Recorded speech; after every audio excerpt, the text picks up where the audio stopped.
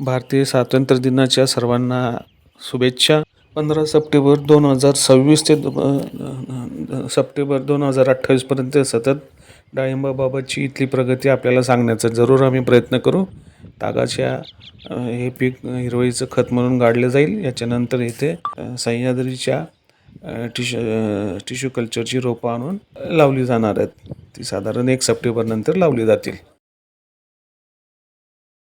Mira form येथे विविध फळझाडांची लागवड गेली 10 वर्ष होते. नारळासकट ही बाकीची झाडांची लागवडची प्रगती आपल्याला दाखवण्याचा प्रयत्न केला जाईल. आपला नंबर शैलेंद्र पाटील.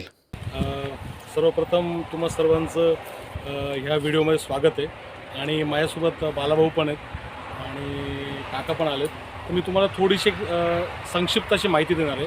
तर तुम्ही इकडे बघू शकतात मधुमालती, जे एक सुंदर वेलवर्गीय किंवा आपण ज्याला क्रीपर म्हणतो की ते झाडाच्या वरती चढून आणि त्याची सुंदर अशी फुलं साधारणतः 6 ते 7 महिने असतात. तर आपण याला काय केलं, त्याची लागवड केली. हे रोप आपण आणलं आहे आणि ह्या रोपामध्ये आपण तुम्ही बघितलं हे लावताना आपण याच्या बाजूला लिंबाचा पाला पण टाकला आहे. कारण बऱ्याच वेळेला जे झाड असतं त्याच्या आजूबाजूला खूप सारे बॅक्टेरिया किंवा व्हायरस किंवा काही फंगस वाढू शकतात. ते वाढू नये म्हणून आपण लिंबाचा पाला टाकला आणि सोप्या पद्धतीने शेणखत लावून याची लागवड केली.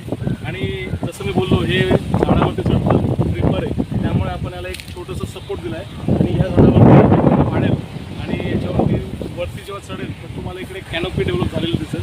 आणि त्यामुळे त्याचा एक सुंदर असा नजारा एक 6 ते 8 महिन्यात तुम्हाला या ठिकाणी. ह्या वर्षी इकडे सफरचंदची पण लागवड केली. जरी आता मॉडेल स्वरूपात असेल तर हे सफरचंदचं झाड जे आहे ते खास आम्ही नर्सरीमधनं मागवलं. याच्यामध्ये खूप साऱ्या व्हरायटी असतात. याला आत्ता काही ठिकाणी तुम्ही बघाल तर प्रूनिंग पण होतं आहे आणि साधारण त्याला अजून 1.5 वर्ष लागेल पूर्ण वाढण्यासाठी. पपई वगैरे पण आहे आपल्याकडे. तिकडे एक तैवान जातीचा पेरू पण आपण लावला आहे. आणि त्यासोबतच मी तुम्हाला अजून काही थोडीशी त्यासोबत जुने झाडं पण आहे. पण एक महत्त्वाचं झाड जे आता आम्ही लावलं आहे ते 10 बाय 10 आपण घेतलं ते म्हणजे फणस. ऑलरेडी आमच्याकडे फणस होता, त्याला फणस चांगला येत होता, पण ही जागा मोठी होती आणि ह्या बाजूला आम्ही शेती करतो. या ठिकाणी आपण एक फणस घेतला. हा फणस साधारणतः एक 12 ते 15 फूटपेक्षा मोठा होऊ शकतो आणि याला एक 3 वर्षानंतर फळबागा होऊ शकते. त्यावेळेला तुम्हाला बघायला मिळेलच. आणि अजून एक महत्त्वाचं मी तुम्हाला फळ किंवा एक झाड दाखवणार आहे, जे तुम्ही खूप वेळ ऐकलं पण असेल. तिथून ते वाढतं, याला काटेरी आणि याला तुम्हाला सपोर्ट द्यावा लागतो. सपोर्ट जो असतो तो तुम्हाला एक साधारणतः 10 फुटाच्या वरती गेल्यानंतर असतो आणि तुम्हाला याचं कॅनोपी डेव्हलप होते आणि खूप सुंदर याचं फळ तुम्हाला माहितीच आहे. खूप सारे याचे मेडिसिनल बेनिफिट्स पण आहेत. जसं त्याच्यामध्ये खूप सारे विटॅमिन्स, मिनरल्स वगैरे या गोष्टी आहेत. आणि त्यासोबत इकडे तुम्ही बघू शकता आम्ही अवोकाडो पण लावलं आहे. तर अवोकाडो जसं तुम्हाला माहिती आहे की तुम्ही बघितलं तर ब्रेडच्या स्लाईसमध्ये किंवा डेली ब्रेकफास्टमध्ये खूप सारे मेडिसिन्समध्ये हे वापरतात. तर हे अवोकाडोचा पण प्लांट इकडे लावलं आहे. याच्यामध्ये पण तुम्ही बघितलं प्लांटेशन करताना पूर्ण जो खड्डा आहे तो एक 3 बाय 3चा खड्डा करून एक साधारणतः त्याच्यामध्ये लिंबाचा पाला वगैरे ॲड आपण बनवतो. आणि त्यासोबत मग सीताफळ, आंब्याची खूप सारी झाडं, काही लागवड आमच्या इथं चालू आहे इकडे साधारणतः याचं बनवणं.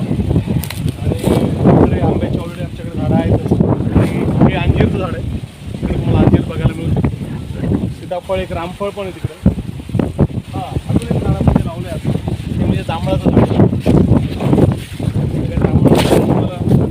देसी किंवा आपण ज्याला म्हणतो बहाडोली जांभूळ. कोणतं जांभूळ? बहाडोली हा कोकणात असू द्या. खूप सारे. आणि एक ऑलरेडी आमच्याकडे मोठे झाडं होते पण ते पण आपण इकडे लावले आहेत. आणि नारळाचं तर बाणावली, त्याच्यानंतर आपण गुटखा लोटन, मलेशियन डॉग्सचे पण आता लागवड केली आहे. आणि मध्ये आपण केशर जो आंबा आहे तो सुद्धा घेतला आहे. आणि तिकडे तुम्ही ऑलरेडी नारळांची आपण लागवड बघू शकतो, त्यामध्ये काही आंबे पण लावले. आणि बाकी मग त्या बाजूला तुम्ही तिकडे गेला तर तिकडे आपण नारळांचे परत खड्डे घेतले. आणि ह्या बाजूला सुशोभीकरणासाठी आपण बोगनवेल वगैरे किंवा संक्रांत वेल ह्या पद्धतीचे खूप सारे वेल घेतले. थँक्यू.